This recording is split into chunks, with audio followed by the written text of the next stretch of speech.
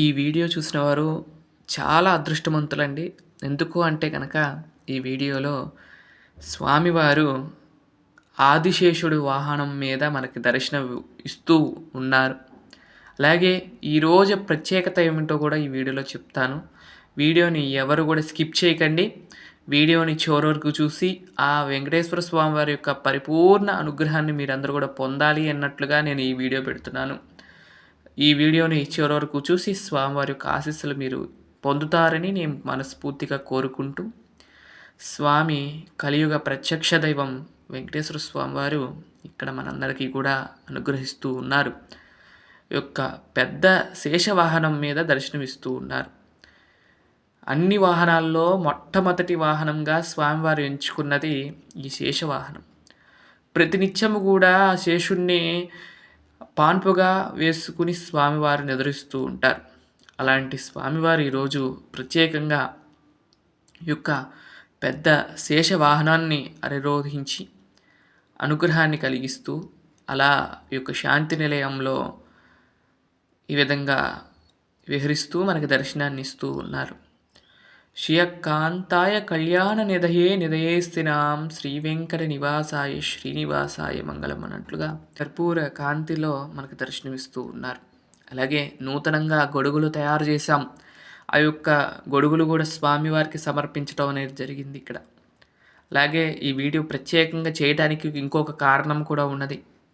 అయితే లైట్స్ అవన్నీ కూడా పెట్టిన తర్వాత మీకు ఎప్పుడు చూపించలేదు స్వామివారిని. అవన్నీ కూడా అలంకరించిన తర్వాత అయితే ఈ విధంగా అయితే ఉంటుందండి.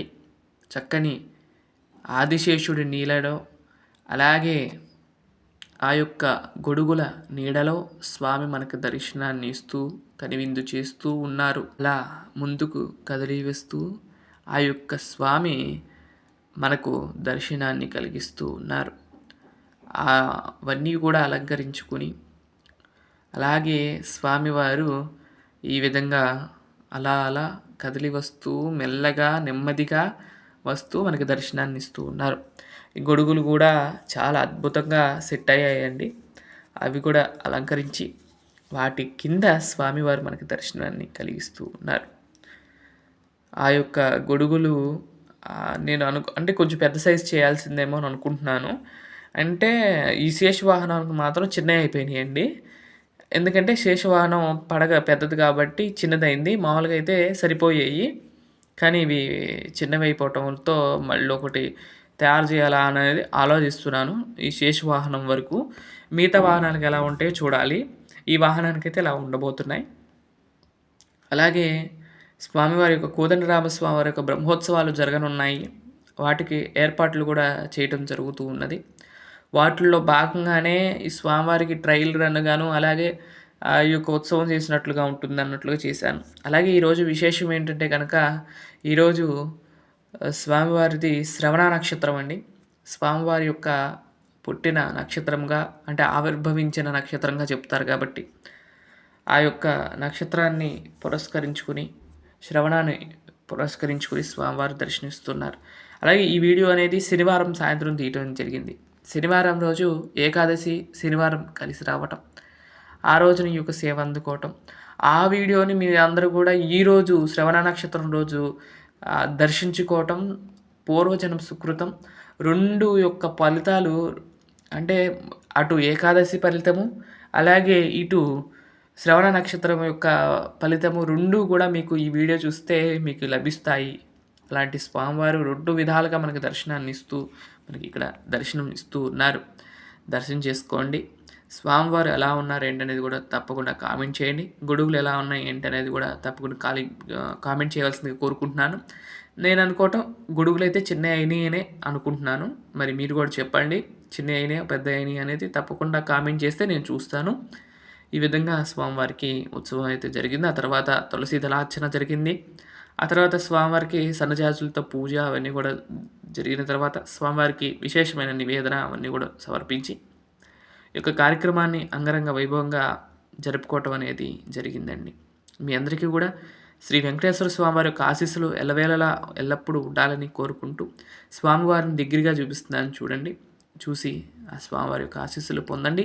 ఆ యొక్క శ్రీచరణాలు మనందరం కూడా ఆచరించి ఆ యొక్క స్వామివారి యొక్క కృపకు పాత్రలు అవుదామని నేను కోరుకుంటూ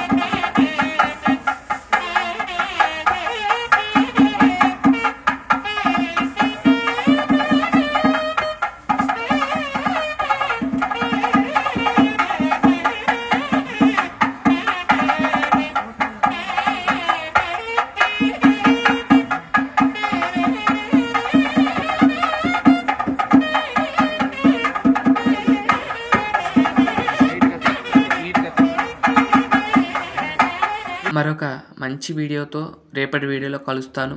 అంతవరకు సెలవు. నమస్కారం. ఓం నమో వెంకటేశాయ. మీకు ఈ వీడియో కనుక నచ్చితే లైక్ చేయండి, షేర్ చేయండి, సబ్స్క్రైబ్ చేయండి.